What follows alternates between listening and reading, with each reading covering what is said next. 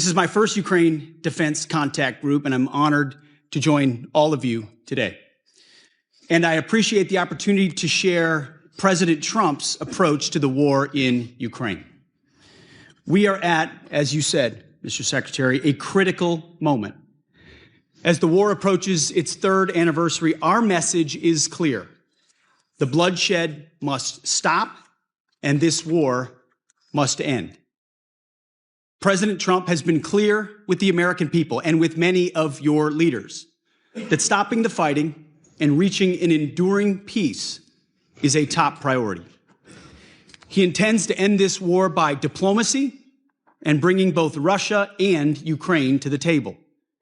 And the U.S. Department of Defense will help achieve this goal.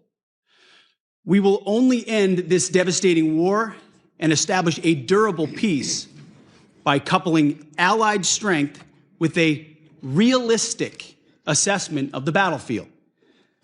We want, like you, a sovereign and prosperous Ukraine. But we must start by recognizing that returning to Ukraine's pre-2014 borders is an unrealistic objective. Chasing this illusionary goal will only prolong the war and cause more suffering. A durable peace for Ukraine must include robust security guarantees to ensure that the war will not begin again. This must not be Minsk 3.0.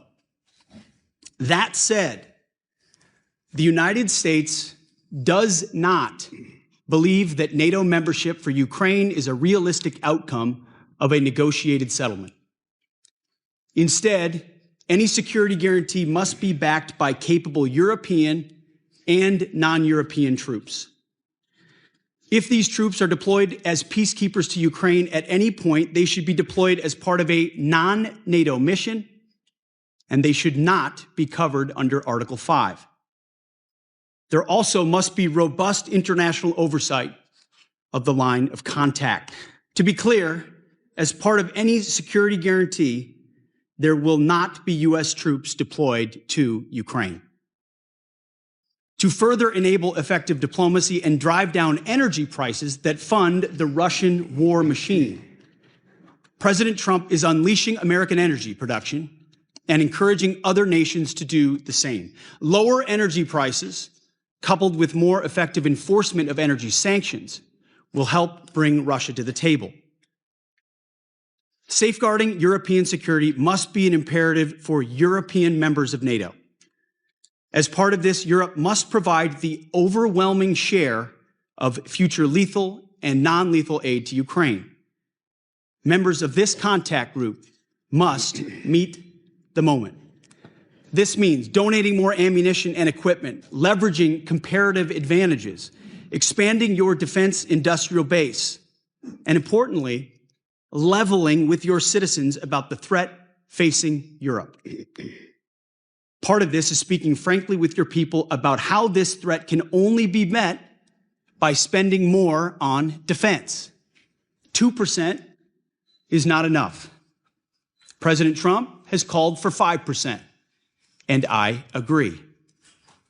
Increasing your commitment to your own security is a down payment for the future, a down payment, as you said, Mr. Secretary, of peace through strength.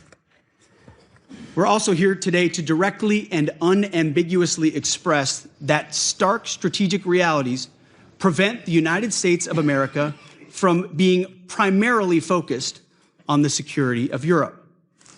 The United States faces consequential threats to our homeland. We must and we are focusing on security of our own borders. We also face a peer competitor in the communist Chinese with the capability and intent to threaten our homeland and core national interests in the Indo-Pacific. The U.S. is prioritizing deterring war with China in the Pacific, recognizing the reality of scarcity and making the resourcing trade-offs to ensure deterrence does not fail.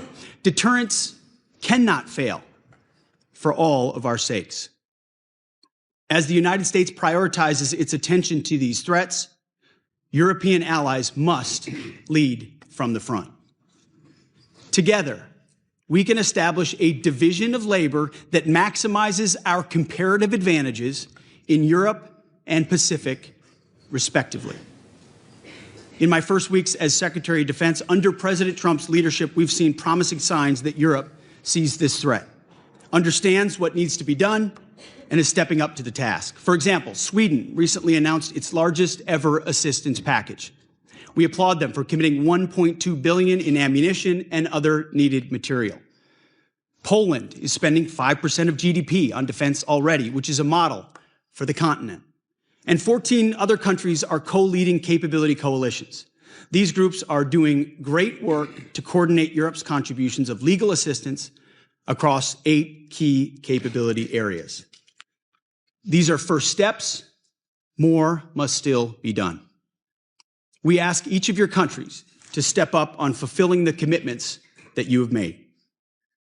And we challenge your countries and your citizens to double down and recommit yourselves not only to Ukraine's immediate security needs, but to Europe's long-term defense and deterrence goals. Our transatlantic alliance has endured for decades, and we fully expect that it will be sustained for generations to come. But this won't just happen. It will require our European allies to step into the arena and take ownership of conventional security on the continent. The United States remains committed to the NATO alliance and to the defense partnership with Europe. Full stop. But the United States will no longer tolerate an imbalanced relationship which encourages dependency. Rather, our relationship will prioritize empowering Europe to own responsibility for its own security. Honesty will be our policy going forward, but only in the spirit of solidarity.